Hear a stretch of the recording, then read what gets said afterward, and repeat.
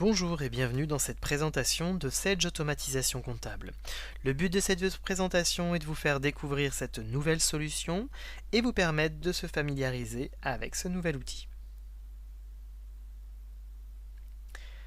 Alors, l'automatisation comptable, c'est quoi? C'est déjà de l'ossarisation de documents. Effectivement, il faut faciliter la capture des factures entrantes grâce à ces outils d'intelligence qui vont permettre d'ossériser le document et donc de permettre à l'informatique de comprendre les données présentes sur la facture. L'autre point, c'est la possibilité d'avoir à l'intérieur de ces logiciels d'automatisation comptable des workflows métiers qui automatisent les circuits de validation des achats et permettent de s'assurer de leur cohérence.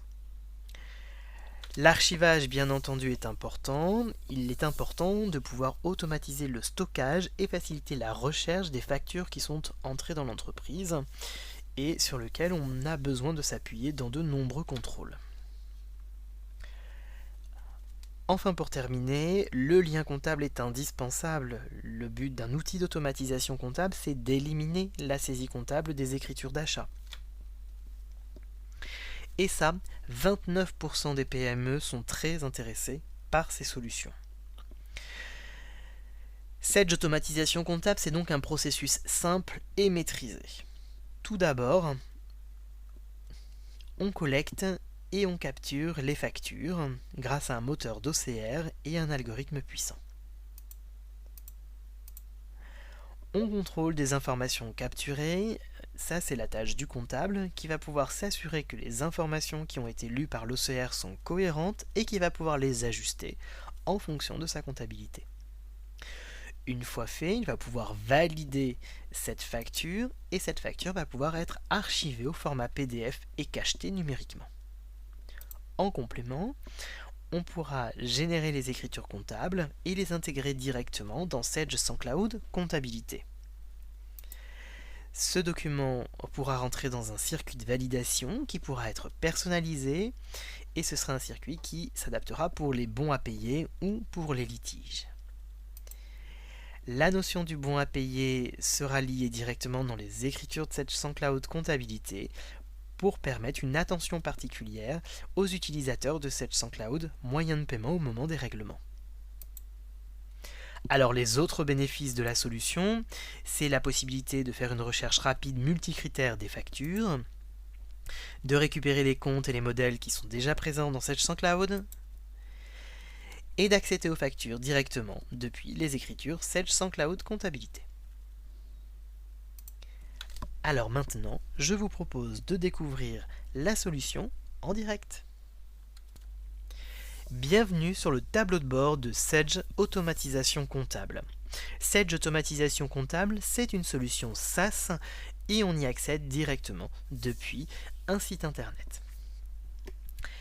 Dans notre partie dashboard, vous remarquerez 4 écrans à comptabiliser, à valider, à vérifier et les questions en attente qui sont un lien avec les menus présents en haut de l'écran, comptabilité, validation, BAP, litige et documents en traitement. Nous sommes sur un profil d'administration, tous les menus sont affichés sous vos yeux, il y a également un menu d'administration complémentaire pour paramétrer la solution.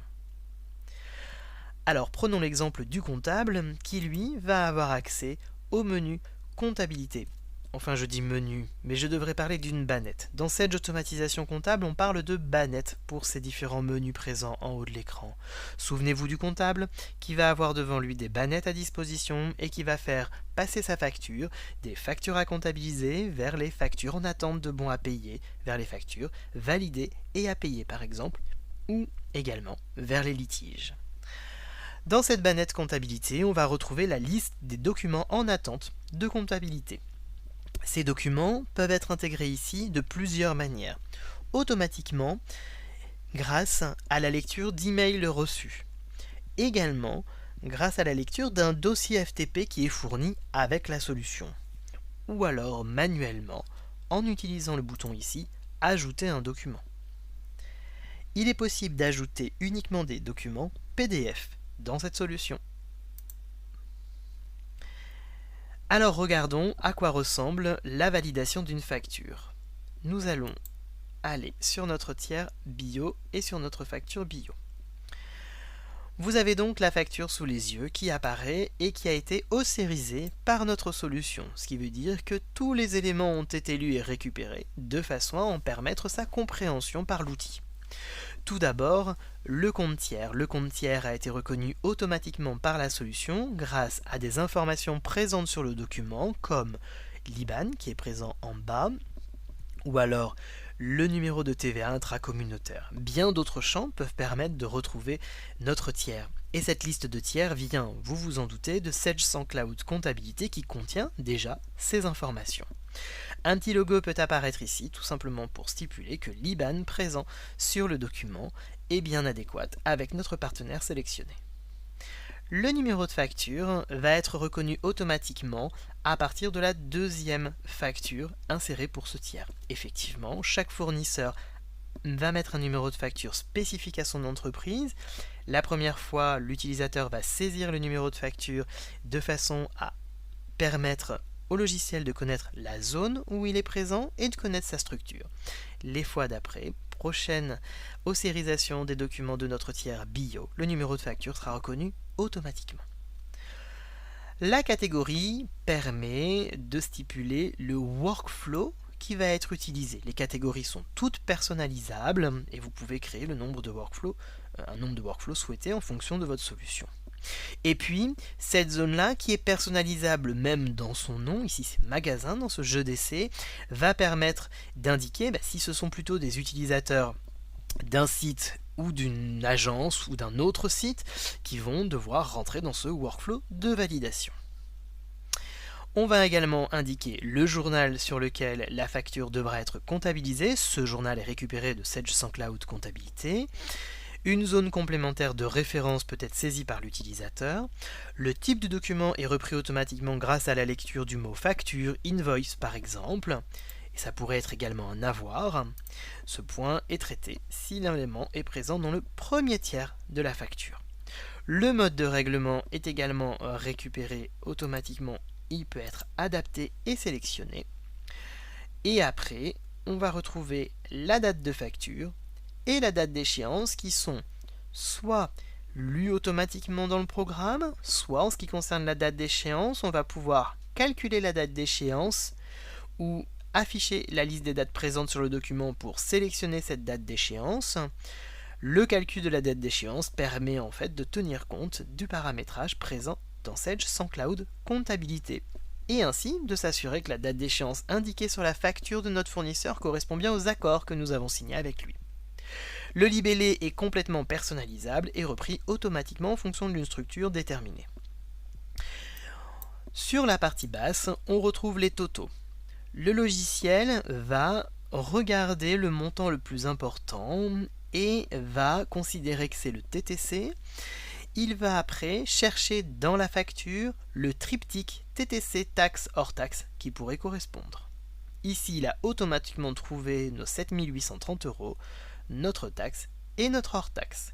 Ici, vous retrouvez la liste des triptyques qu'il pouvait mettre en place et qu'on peut sélectionner au besoin s'il n'a pas sélectionné le bon. Une fois qu'on est d'accord avec ces informations, on peut passer à l'imputation comptable. Tout d'abord, on génère les lignes et le logiciel va nous proposer d'utiliser un modèle de saisie qui peut être directement récupéré de Sage SansCloud Comptabilité ou personnalisé dans Sage Automatisation Comptable. Il va nous proposer le dernier compte utilisé pour enregistrer la facture de ce fournisseur. On a la possibilité bien sûr de sélectionner un autre compte dans notre liste en tapant son nom ou son numéro. Cette liste de comptes, vous vous en doutez, vient de Sage SansCloud. On retrouve notre libellé et on retrouve le montant qui a été saisi. En dessous, grâce à l'utilisation de notre compte hors taxe, et si à l'intérieur de notre compte hors taxe le code de taxe est bien paramétré, il va récupérer le compte de taxe et permettre ainsi de connaître la valeur au débit de la taxe. Voilà, le tour est joué, l'écriture comptable est générée. Lorsqu'on va cliquer sur générer les lignes, automatiquement, notre application va nous proposer la saisie analytique. On peut appeler une grille analytique en fonction d'un plan et ventiler les informations. Il peut reprendre la préventilation analytique et je peux bien sûr la personnaliser ou l'adapter. Je fais enregistrer et comme vous le voyez, mon imputation comptable est maintenant présente en bas de mon document avec la notification de l'analytique. Je vais donc pouvoir faire un certain nombre d'actions et c'est là où le workflow va rentrer en action.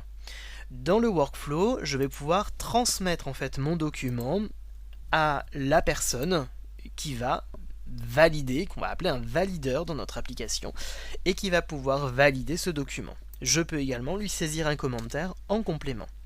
J'ai d'autres actions possibles. J'ai la possibilité de poser une question directement à un destinataire. J'ai la possibilité de rediriger mon document s'il a été intégré dans ma société plutôt que dans une autre agence. Donc ici, je peux changer l'agence lorsque j'en ai plusieurs. Je vais pouvoir stipuler que c'est peut-être un litige et demander une vérification à un destinataire. Ou alors, je peux mettre en pause le document pour le traiter plus tard. Moi, je vais décider de le transmettre. Et pour le transmettre, il suffit de cliquer sur « Envoyer ».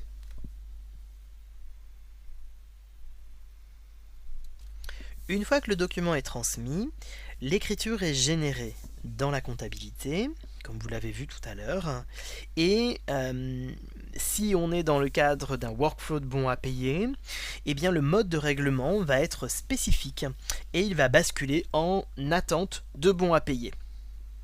Ça va permettre à l'utilisateur en comptabilité, mais également dans les moyens de paiement, de filtrer les règlements à réaliser et de ne pas tenir compte des factures d'achat qui pourraient être en attente de validation de bons à payer.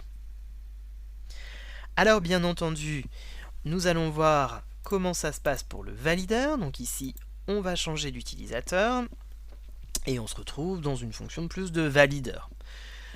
Donc ici, au niveau des validations, notre utilisateur retrouve les factures à valider.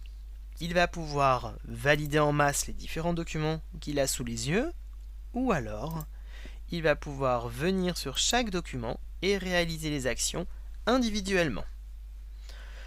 Donc ici, il va retrouver les modifications, le récapitulatif de sa facture, il retrouve également l'écriture comptable qui a été générée par le comptable, les commentaires, les pièces jointes, la traçabilité, donc les actions qui ont eu lieu, parce que tout est tracé dans l'application, et si le document est passé par les litiges. Il va avoir ici la possibilité de faire un certain nombre d'actions. L'action principale, c'est de valider le bon à payer, pour que notre document passe à l'étape suivante. Il peut également poser une question, basculer le document en litige, mettre en pause le document pour le valider plus tard, retourner à l'étape précédente, c'est-à-dire renvoyer le document au comptable pour une revérification, par exemple. Et donc, ce que nous on peut faire, bien, c'est l'envoyer en bon à payer. Donc, une fois qu'il est envoyé en bon à payer, il est en cours de chargement. Automatiquement, il disparaît de la liste des documents en attente de validation. Et si nous retournons sur notre profil d'administration ou de comptable,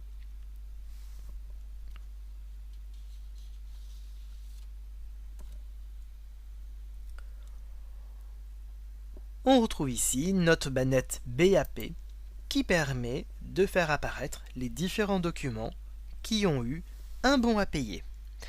Alors une fois que le document a été validé en bon à payer par notre utilisateur valideur, côté comptabilité, le mode de règlement s'est alors mis à jour pour permettre un règlement depuis Sage sans Cloud, comptabilité ou moyen de paiement.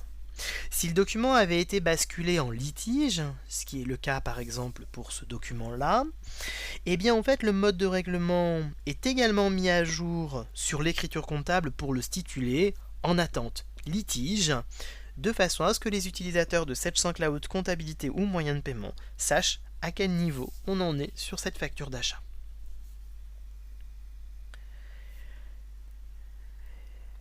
La banette documents en traitement, ce sont les documents qui ont été transmis par le comptable et qui sont en attente d'action ou de la part d'un valideur. Donc il retrouve ici la liste de documents qui sont en attente d'action et il a la possibilité ici d'émettre une relance par mail. Alors maintenant, je vais vous faire découvrir quelles ont été les incidences de nos actions dans Sage sans Cloud Comptabilité. Nous voici dans Sage sans Cloud Comptabilité.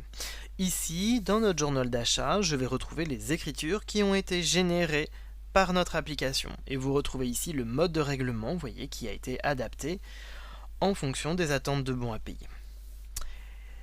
Ici, comme vous pouvez le voir, la colonne documents rattachés a été alimentée parce qu'effectivement, grâce à notre solution, j'ai la possibilité de visionner les documents rattachés sur mon écriture. Hop, je clique directement sur le lien et automatiquement, ma facture d'achat s'ouvre sous mes yeux depuis l'application Sage Automatisation Comptable. Voilà, vous avez découvert rapidement la solution Sage Automatisation Comptable. Je vous remercie pour votre attention et je vous souhaite une excellente continuation.